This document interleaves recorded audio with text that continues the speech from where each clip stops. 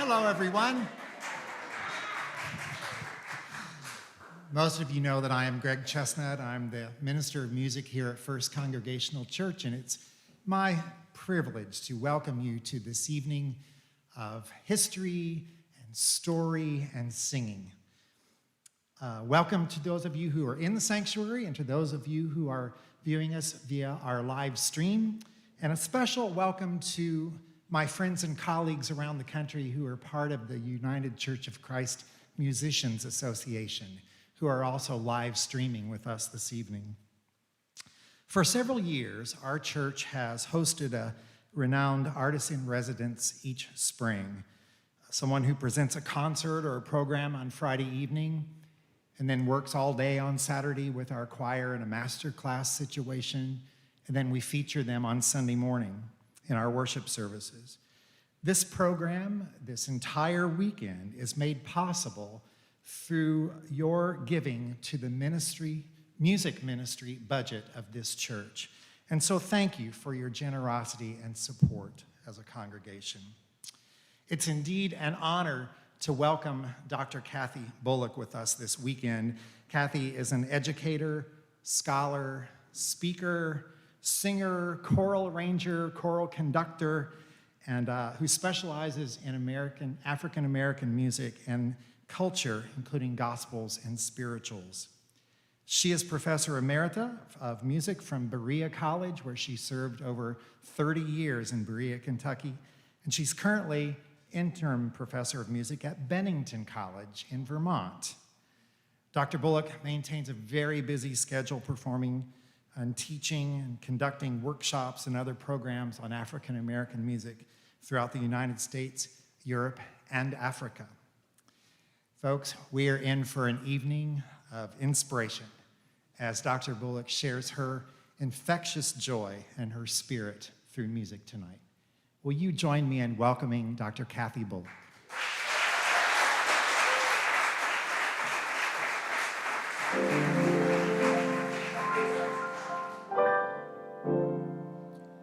You are welcome, you are welcome, you are welcome in this place.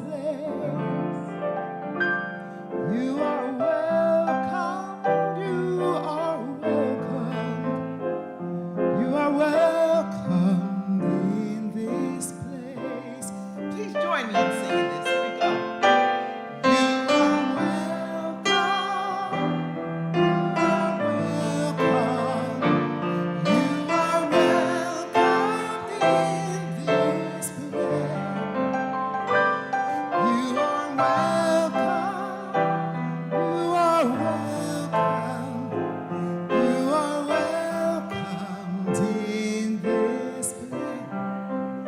Spirit, you are kind and oh so gentle, and your heart is filled with love.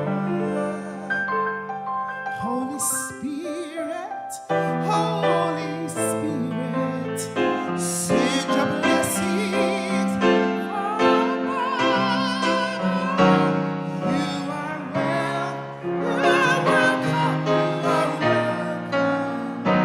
You are welcome,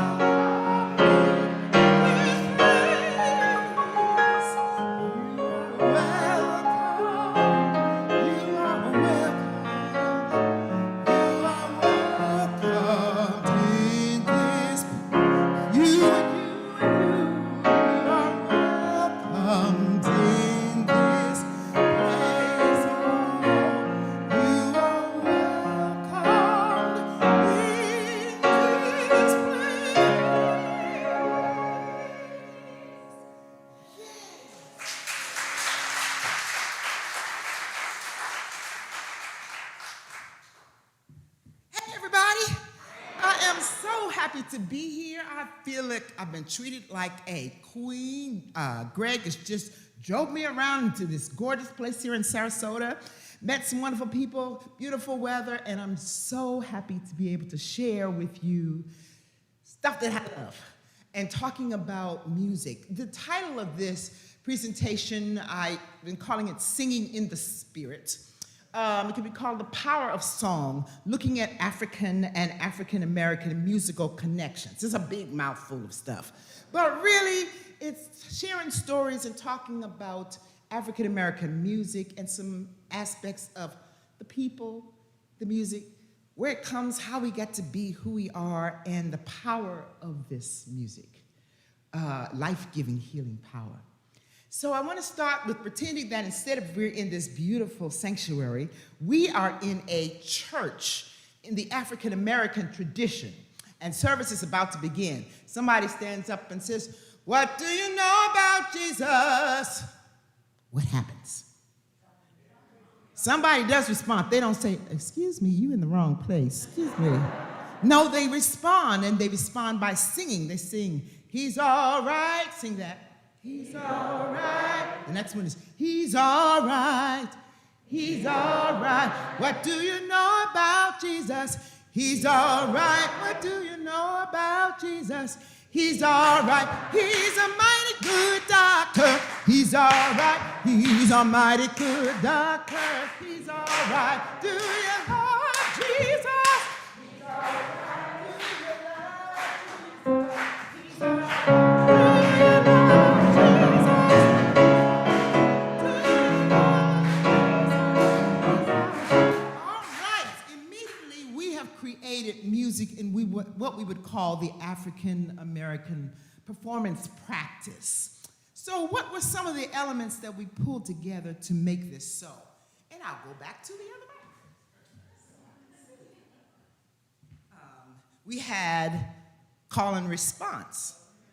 I sang, you responded, 2 parts singing. We had hands clapping and foot stomping, the use of percussion, strong use of percussion. We had complex rhythms, the rhythms or syncopations, the rhythms of the music that complexity of rhythmic patterns, both in the piano, with the voice, the responding parts, putting it all together. There was some improvisation, and actually,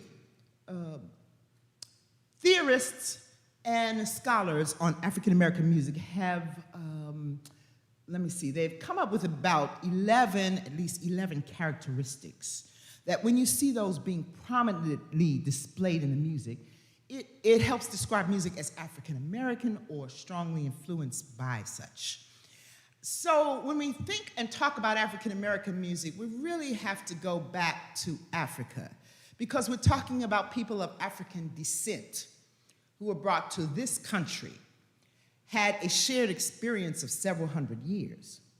And with that, the heritage that they brought, with the experiences they shared, and with what they experienced here in terms of European and Western culture, all of this fused together to create this new culture that we call African American. So going back to Africa for just a minute, if I was to look at some of that heritage or out of which these folks came, there are some generalities we can make when we look at what I would call pre-colonial Africa, before, not post-colonial, but in the earlier traditional forms. There are several ways and generalities of the worldview that might be different from when we think of the Western perspective. I won't go into all of them, but I will say, particularly for this talk, music in this world is a part of all life. From the time you wake up in the morning to the time you go to sleep, there is music. If a woman is pounding the grain to make her meal, there's a song. The men are fishing, there's a song. They're hunting, there's a song. In fact, there have been stories where there's a boxing match and there's a drummer in each corner playing. There have been other cases when people stand before the chief because of a problem that they have, and each person will have a drummer next to each one. Sometimes in the field, when they need to harvest the crops, there might be a drummer in the field. You can imagine how that might help things go along a little faster with the drumming. In fact, music is such a critical part of life that I have not been able to find a word which means music as an abstract art form that you sit and listen to. I haven't found such a word, and I've been looking for so many years. There are songs, there are dances, but in this culture, if you talk, you sing. If you walk, you dance. And if you say, well, I really can't sing, you are saying you do not exist. Let that marinate a little bit. Because only you can sing your song. You get that? So people say, you know, these black folks, they're singing all the time. Yes, they talk, they sing. And for dance, this might be my dance. But guess what? It's mine. That's it. That's it. And so out of this community in which music is a part of everything, we find elements that we're going to talk about a little bit later. Let's sing a song. Fungi Lafia. Some of you might already know this. It's a welcome song. So I just want you to say, if I say Fungi Lafia, I want you to sing Ashe, Ashe. And the second one is Ashe, Ashe. Funga alafia, Ashe, Ashe. Funga alafia, Ashe, Ashe. Again.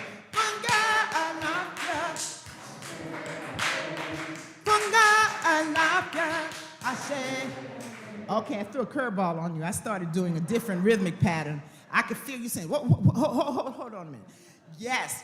If we were to do this song in what we would call West African performance practice, we would have drummers in the center.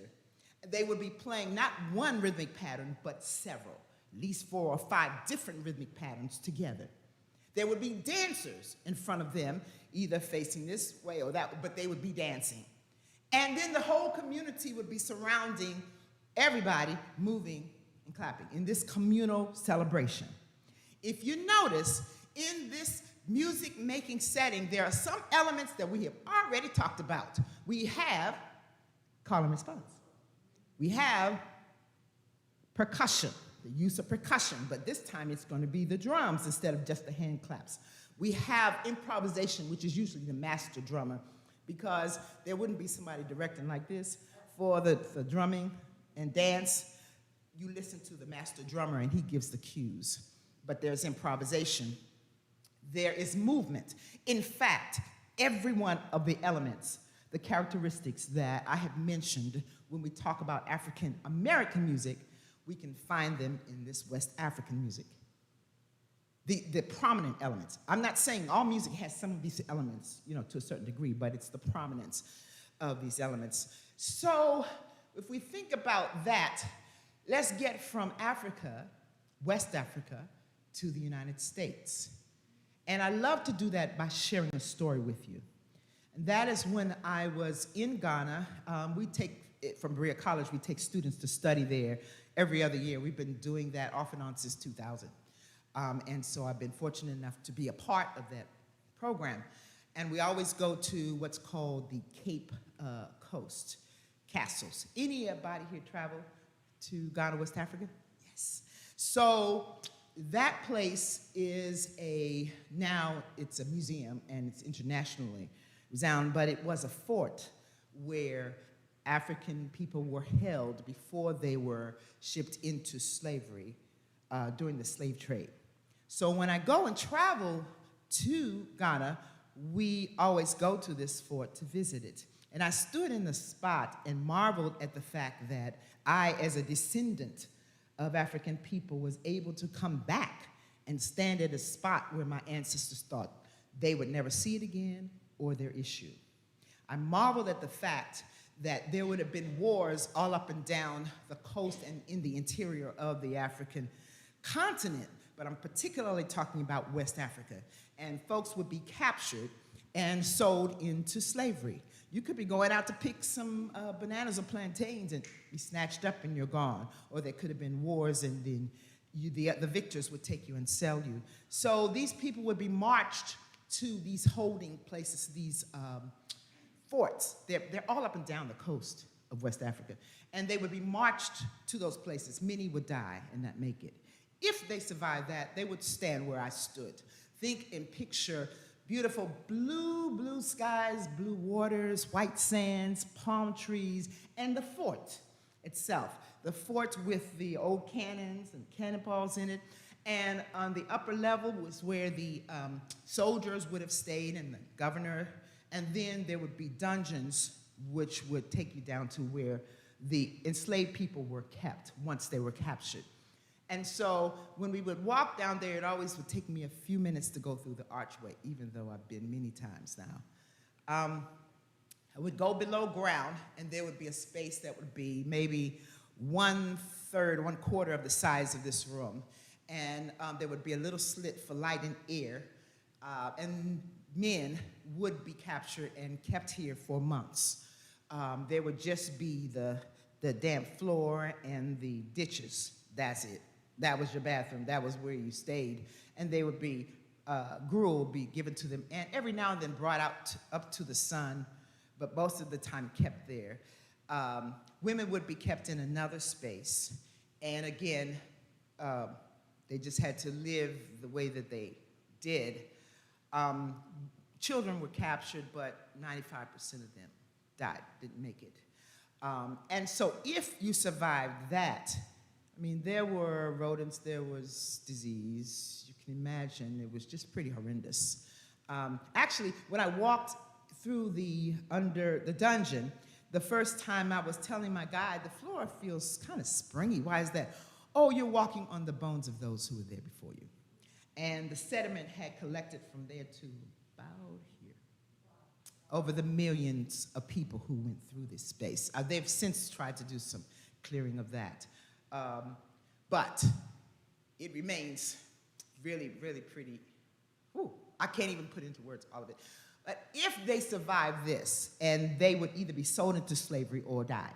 If they were sold into slavery, then they would go on the slave ships. And if you've seen Amistad, the movie that talks about one of the last slave ships, it's a really powerful one, and I urge you to, Spielberg did, so I urge you to see it if you haven't. So they would be put on these ships. This was big business, big money to ship, because the west coast of Africa was the Gold Coast. There was ivory, there was cocoa, there were diamonds further down, and there were slaves, human folks. So that human trafficking was big, big money. So the slave ship owners would pile as many people as they could on the plane, on the boat, no planes yet, and then they would add another another floor below the regular floor and just put more people in there. And so they would be on those for weeks at a time, and there would be shipments to South Africa, the largest area is Brazil, Central America, I'm saying South America, not South Africa, South America, Central America, the Caribbean, and then from the Caribbean on to the United States. Now, there was still slave trade up to Europe, and there was the sub-Saharan slave. Well, we're talking about the bulk of folks that made it here to the United States. Now, there were freed blacks also that came to these states, but the vast majority got here this way. And so if they survived that on the ship, and if there were too many people, they would just throw some overboard, and some people would jump overboard if they could, rather than stay in these inhumane conditions. They'd be below deck, and they'd be chained to someone who might be dead. There were diseases and what have you. If they survived that, then there would be those places in places like Jamaica, which were with the sugar cane in areas that people would be used for enslavement there. And if somebody just died, you just get somebody else to keep it going. It was very harsh life. And if they survived and were able to go to the United States, a small percentage went to the U.S. There were places all up and down the coast in the U.S. holding places just like the one in Ghana.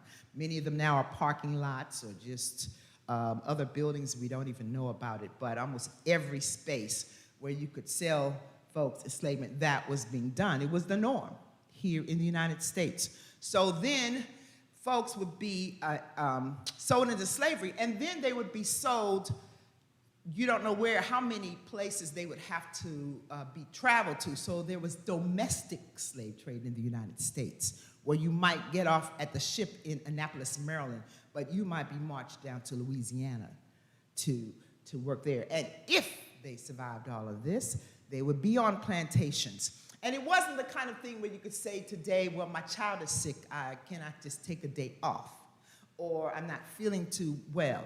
No, that was, enslaved people said, if you want to know how much your life matters, take your finger, stick it into a puddle of water, pull it out, and see how long the hole stays there. The picture of black folk was next to that of donkeys and dogs. The scientific theory promoted that they weren't quite human, which was pretty odd since they were the ones that took care of the children in the household and bore the children. That's another one. Anyway, why would this be happening? We're in America, the land of the free and the home of the brave. Wait a minute. This doesn't quite go, this enslavement in this way. So we have to change the dialogue. We have to say these people are dangerous, so you got to keep them locked up. Or they're happy, they don't mind because they're, they don't have much brains. They don't mind doing all this work and this thing, these kind of things. Because bottom line, free labor. We have several hundred years. What can you do if you have several hundred years of free labor? You could build you a country. Think about it. So we have people here who don't know if tomorrow they will live. Black folk who don't know if they have children, their children may be gone and sold the next day or later that day. If they try to escape, the beatings are so terrible because they're to torture other folks as well, that sometimes spread eagle on the ground.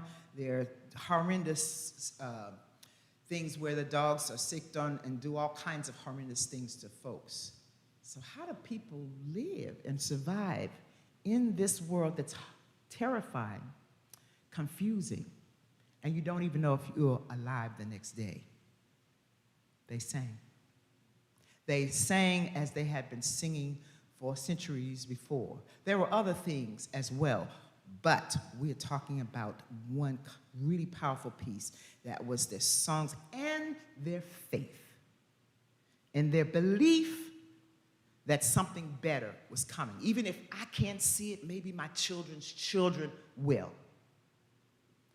And those were the things, that fiery human determination, that faith, and the songs that helped to create African-American music. The first I think it's America's first folk music developed from all the immigrants that came here would be the spirituals. These songs that emerged from these people who were enslaved for hundreds of years here. I want to share one with you. It's one that would have been one that my dad would have really loved. My dad was a Baptist minister, Washington, D.C. He was born in South Carolina. His grandfather, who he didn't know, was the slave owner, and his father was born at the very end of slavery. So it's very close in my story, even though I didn't know them. And the song is A City Called Heaven. I am a poor pilgrim of sorrow. I'm lost in this wide world of woe. No hope have I for tomorrow. I've started to make it my home. Sometimes I'm tossed and driven, Lord. Sometimes I don't know where to go. I've heard of a city called heaven, and I've started to make it my home. My mother has reached that pure glory. My father's still walking in the sin. My brother and sister won't on me because I am trying to get in. Sometimes I'm tossed and driven, Lord. Sometimes I don't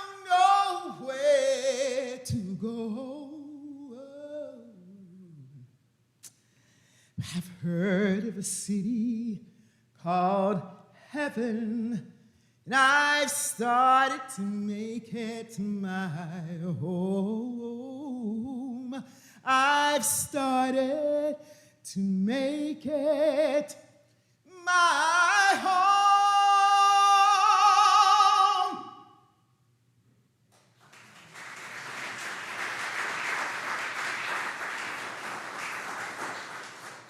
They call those sorrow songs, the spiritual. Not because they were all sad, but because they came out of the institution of slavery. People needed to find a way to be in a world that was so crazy around them. So they sang. They sang their hopes, they sang their joys, they sang their sorrows, they sang their pain, they sang their life. And if you want to understand the journey of African American people, listen to their music. Listen to their music. So hundreds, I think a latest count I saw was 6,000 of these songs were created here in the United States, these spirituals, and they're loved all over the world. Give me some examples of a spiritual. Swing low, sweet chariot.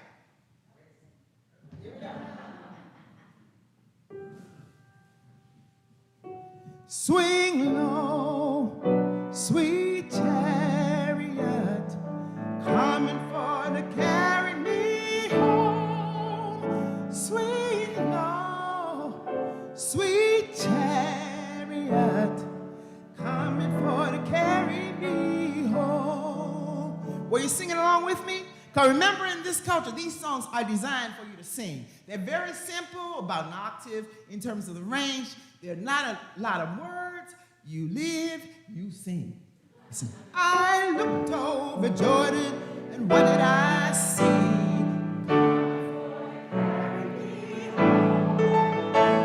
band of angels coming after me, coming for to carry me home. Notice in this song, it's in the dialect, coming for to carry me home. Notice also when it says, I looked over Jordan, what did I see? The I is collective. The I stands for me and everybody else in my community. Notice also that it's talking about the chariot. A lot of these songs pulled from biblical stories that dealt with escape. Those are the ones that really resonated, you know, the escape songs, and biblical stories that talk about escape or transformation. And so just as it could be talking about I'm going to heaven because it's coming for to carry me home, it could be used for code, as many were, to say it's time, y'all, to escape. It's not like, hey, y'all, let's meet at the cottonwood tree at 5 p.m. on the dot because we're getting out. No, that was not how it happened. If you've seen the movie Harriet, it gives a wonderful example of the way in which those songs and codes were done. So these songs had a myriad of purposes, a variety of purposes in when they sang. Give me a note. Huh? No more auction block for me, and I heard wait in the water. No more auction block for me. No more, no more, no more auction block for me. Many thousand gone. Wait in the water. Wait in the water, children. Wait in the water. God's gonna trouble the water. Oh, see that man all dressed in white. Trouble the war. All the leader look like an Israelite. God's gonna trouble. Everybody say, wait in the war. Come on and wait. Yeah. Wait in the war.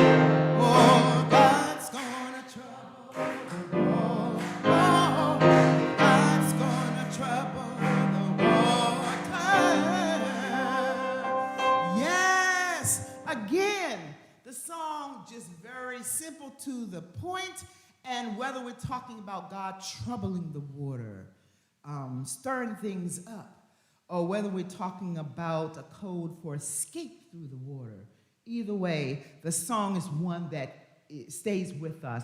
And as whether I'm here or whether I'm in parts of Scotland or England, and I'll start to sing one of these songs and everybody joins and everybody connects, because it comes, even though the circumstances were specific to African peoples in the United States, the lyrics are universal. Longing for freedom, for a joy. Every time I feel the Spirit moving in my heart, I will pray. Yes, every time I feel the Spirit moving in my heart, I will pray. Yes, every time I feel the Spirit moving in my heart, I will pray. Every time I feel the Spirit moving in my heart, I will pray. Now, it is true that they would not have had the piano out in the cotton fields. However, I'm a pianist, and so I just can't help it. I love to sing, to add to it in playing these. But they started as folk songs sung just a cappella without any accompaniment. It might have been a guitar. Sometimes there was a harmonica. Later on, around the early 1900s, there were blacks who were being formally trained in music. And so they took these songs of their childhood and their heritage and redid them in a setting that was more classically designed. And so they would, set them for voice and piano, and we get another new genre. And that was the classical or concert, spiritual concert aria. People like Jesse Norman, Marian Anderson, Paul Robeson would sing these songs, but now using the more formal training in the way that they learned, there would be a fusion of that. You still have the power and the stories through these spirituals. So they continue in many forms. Now you hear them in commercials. They spirituals then emerge into the blues. Many people called spirituals sacred blues, and they call blues secular spirituals, like two sides of the same coin. And then we move on into these other musical forms that emerged in the United States: R&B, soul, jazz, all of them, and you can go all the way back to that spiritual for all of these forms. It's that important. So I will resist from doing going through the whole thing for my African American music class like I do. I want you to know I'm holding it back. So, and I have a sheet that has resources on lots of the things that I've talked about. So please see Greg at the end of this if you would like that or more information, or contact the church if you're joining us online. So I want to keep singing some more. And so what happened is, around the civil rights period of the 1940s, folks, especially in the 50s, when they started doing the Montgomery bus boycott, and folks were marching instead of staying in segregated buses because they wanted to have a change, continuing to fight for freedom. It never stopped. Once African American people were here, the fight for freedom never ended. It continued. Folks were never always just, oh, this is wonderful and fine. I mean, you have some, but no, not. So it continued. And so with that concerted effort, people would start meeting in the every night after they had walked for miles and did whatever to be encouraged, and they sang. And what did they sing? Bernice Reagan, one of these singers, freedom singers, said she was part of the folks that was supposed to lead in the songs. She said, they told her, sing something. So she went to the music they were most familiar with, which were those spirituals. And sometimes she changed the words, sometimes they didn't. But now these songs, which were freedom songs, came out of the institution of slavery, now had a new meaning as freedom songs. So we have Woke up this morning with my mind stayed on freedom. Woke up this morning with my mind stayed on freedom. This morning with my mind stayed on freedom. Hallelujah, hallelujah, hallelujah. The original spiritual said, woke up this morning with my mind stayed on Jesus. So they just changed it to stayed on freedom. And there you go. And folks sang it, and it was open to all of the communities, and people would be marching and singing and be inspired. Dr. Reagan talked about how singing, whenever they were marching and they saw the dogs coming out and the fire hoses, they would immediately break into song, because song changes your condition and impacts the space around you. There's healing in those songs. There's hope in the song. There's power in that. So that even if I feel like I'm by myself, once I start singing with this group, there's something going on bigger than me. This little light of mine, this little light of mine, let it shine. This little light of mine, shine, let it shine, let it shine, let it shine. Now, those of y'all who are listening to us, you might not be able to know these folks are jamming in here tonight. I'm just saying. So, folks, if you don't hear them, if I stop singing a little bit for those who listen to us online, that's because I'm enjoying the power of song that's coming to me. Everywhere I go, here we go. Everywhere I go.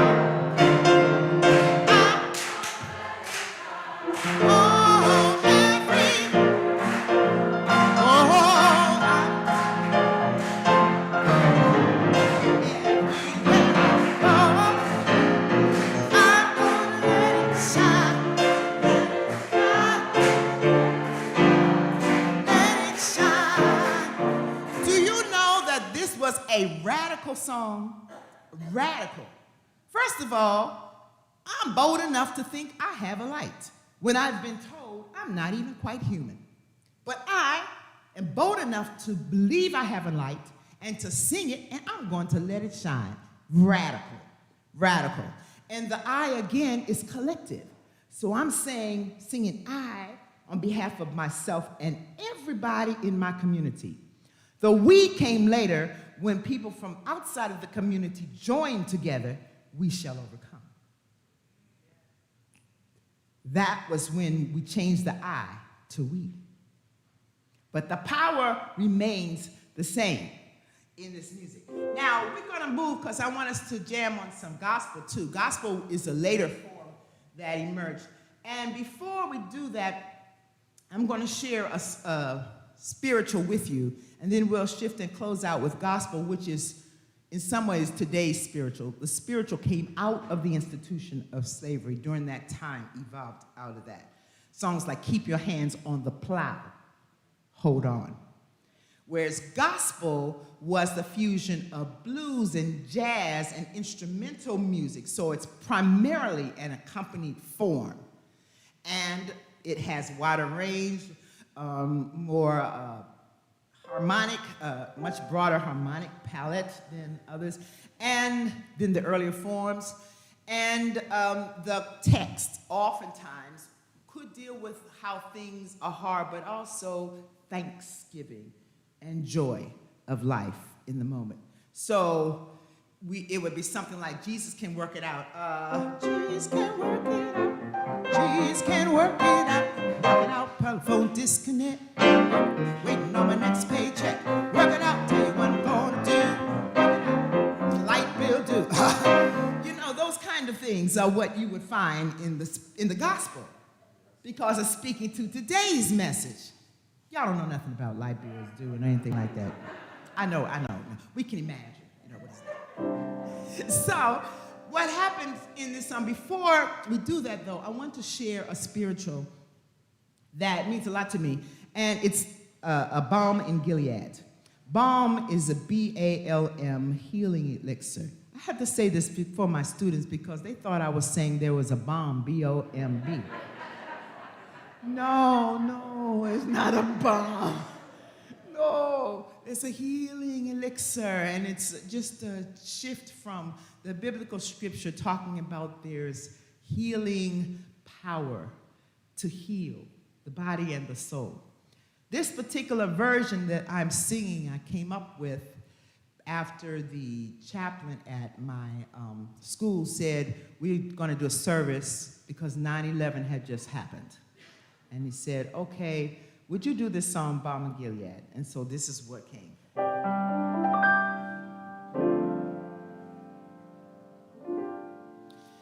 There is a balm in Gilead to make the wounded whole.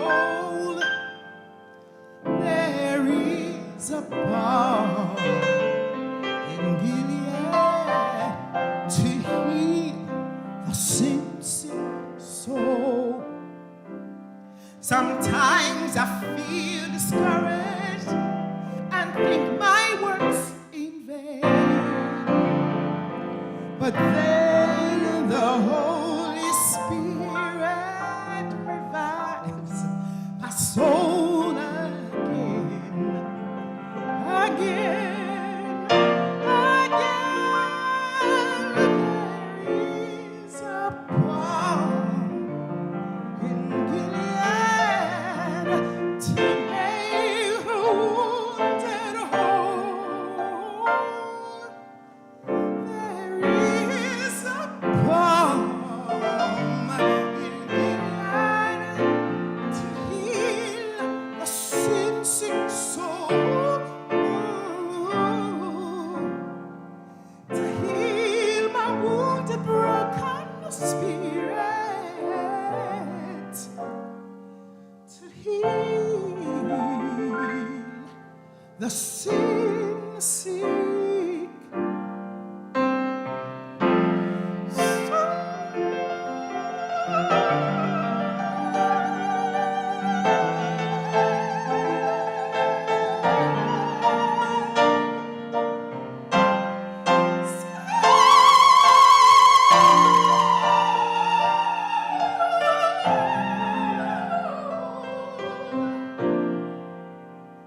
to heal sin-sick soul.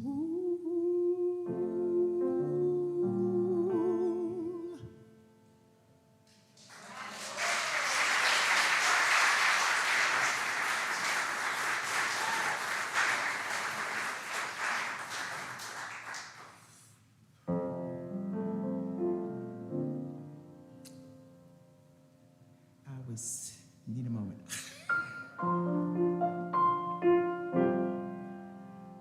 Yeah.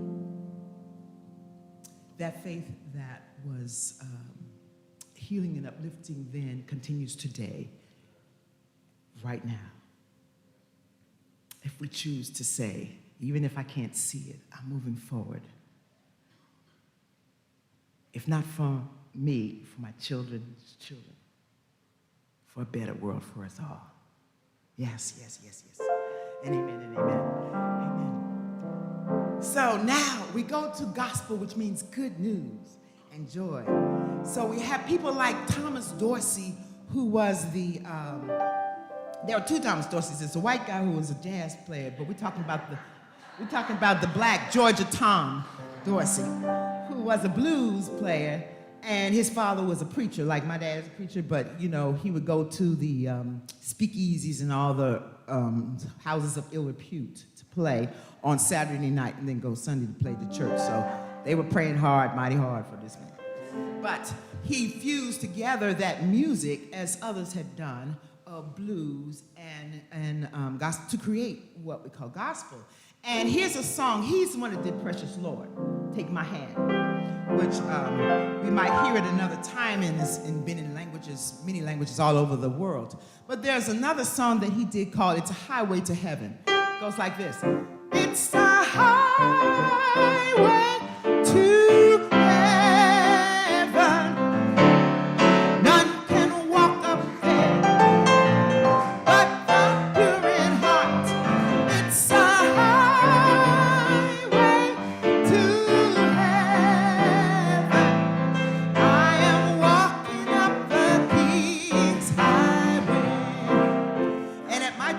Washington, D.C. When we would begin service, it was a Baptist church there. It was a large Baptist church, one of many that were the community centers. So we would march in, the choir would march in on this song. So they'd be marching with just like this, they had to step out. It's a high. Yes, indeed. So I want you all to say the words, it's a highway to heaven. It's a highway to heaven. None can walk up there. But the pure in heart. It's a highway to heaven. I am walking up the King's highway. And if you forget the words, just fake it. Here we go, okay? Okay, come on, we're in church. So you gotta give me my foot stamp. Here we go. And 1, 2, it's high. It's a highway to heaven. Come on, march. Heaven, yes. None can walk up there. Yes, but the pure in heart. It's a highway to heaven. I am walking up the King's highway. Okay, we got folks marching down the front. Y'all can join them. It's a highway to heaven. Oh, yes. None can walk up there. But the pure in heart. It's a highway to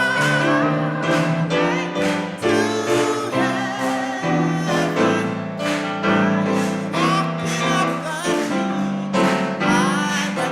Okay, the rest of y'all gotta stand up. I'm sorry. You have to stand. You gotta stand and move.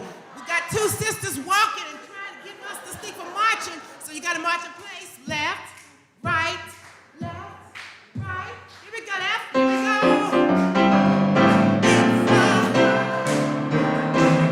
To heaven. None can walk up there. None can walk up, but the pure in heart. But the pure in heart. Yeah, it's a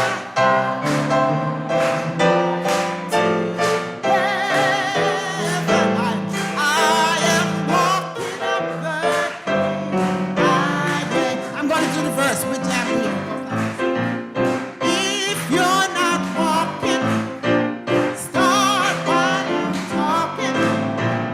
Walking up the King's highway.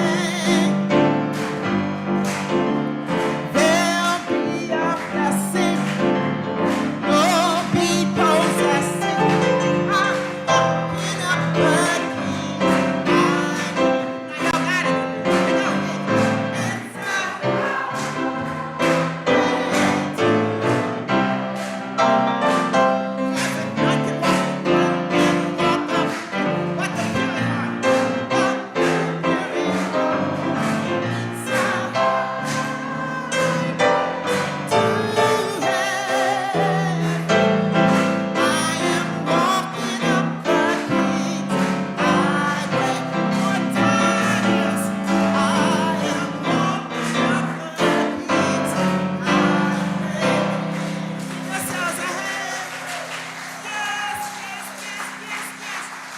On fire, woo!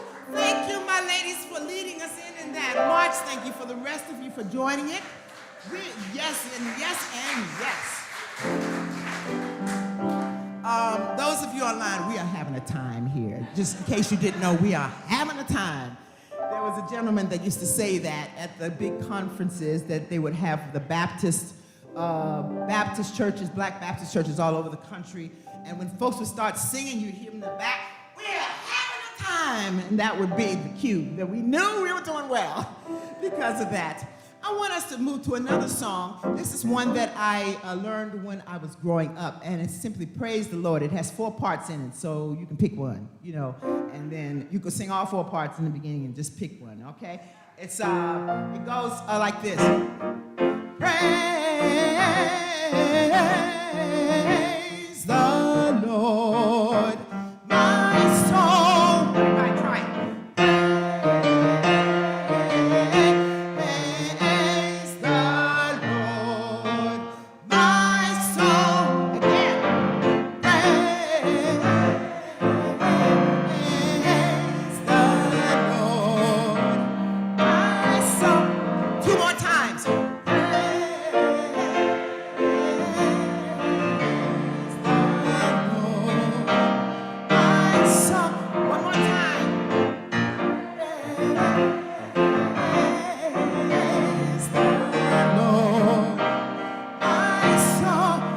Okay, now the soprano part goes like this. He has done marvelous, he has done marvelous things. Praise the Lord. Right. He has done marvelous, he has done marvelous things. Praise the Lord. Beautiful, one more time, spread. He has done marvelous, he has done marvelous things. Praise the Lord. That was beautiful. Okay, alto, you have a lot of words, but you can do it. It goes like this. Marvelous, marvelous, marvelous, marvelous things. Praise the Lord. All alto, here we go. Marvelous, marvelous, marvelous things. Praise the Lord. One again, altos. Marvelous, marvelous, marvelous, marvelous things. Praise the Lord. Tenor is He's so marvelous. He's so marvelous. Praise the Lord. All tenors, everybody. He's so marvelous. He's so marvelous. Praise the Lord. Again.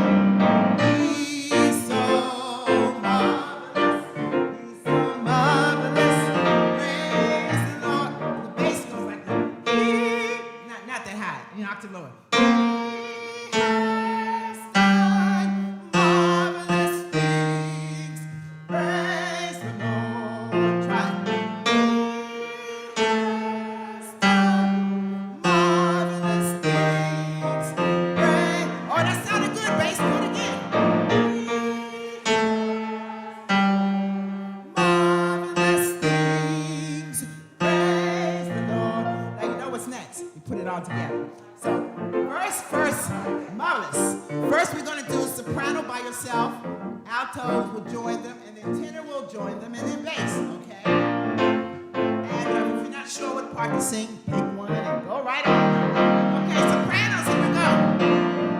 He has done marvelous, he has done marvelous things. Praise the Lord. Yeah.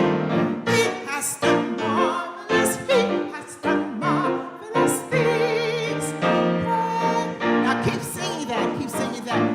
Marvelous, marvelous, marvelous things.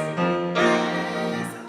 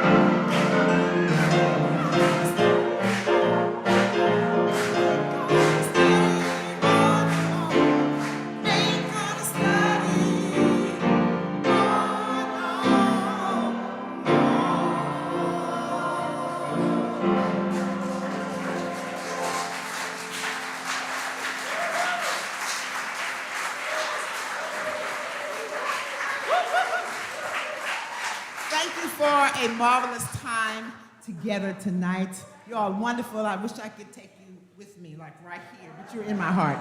You're in my heart. Thank you so much. And I think we will stop now. And do I turn it back over to Greg, or do I just say love y'all and see y'all soon? Oh, he's coming back up.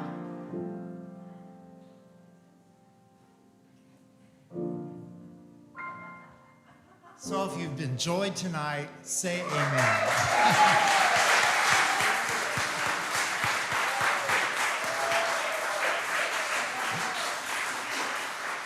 You may be a wonderful choir recruiter, because we all look forward to tomorrow spending the day with you.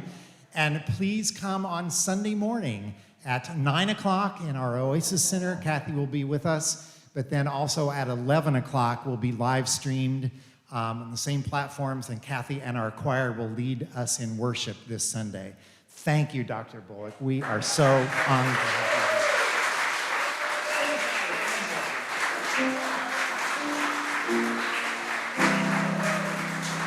God has smiled on me. He has set me free. God has smiled on me. He's been good to me. God has smiled on me. God has smiled on me. Smiled on me. He has set me free. He has set me free. God has smiled on me. He's been good to me. He's been good to me. You can sing that to somebody else next to you or behind you. God has smiled on me, because why? Because we're standing here, sitting here, we're alive, we're breathing, we have the use of our hands and our feet. Yes, just that much. Here we go, God. God has, sing it to somebody. Smiled on me. He has set me free. He has set me free. Oh, God has smiled on me. He's been good. He's been good to me. And we can sing in this tune. Amazing grace, how sweet the sound that saved a wretch like me. I once was lost, but now I'm found. Was blind, but now I see. Yes, God is letting me go. Smile. He has set me free. He has set me free. God has smiled on me. God has smiled on me. He's been good. He's been good. He's been good. He's been good. Been my doctor. He's been good. He's been my lawyer. He's been good. Every way. He's been good. Oh, yes. He's been good. He's been good to me.